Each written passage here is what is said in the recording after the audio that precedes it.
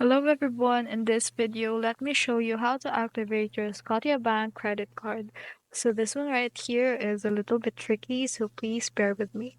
The first thing you need to do is that search in activate Scotia credit card, and this one right here, which is the second link, you need to press that.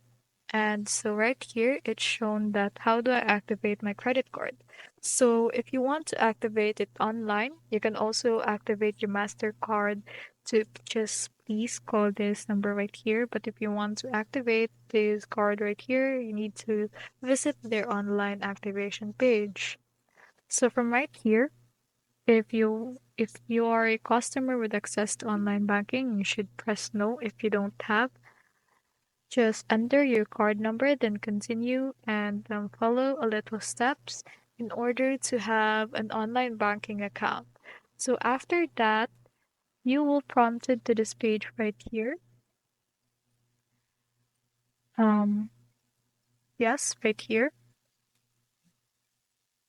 this page right here. So from the ones that you have filled up, you just need to fill up your username or card number and the password that you just set.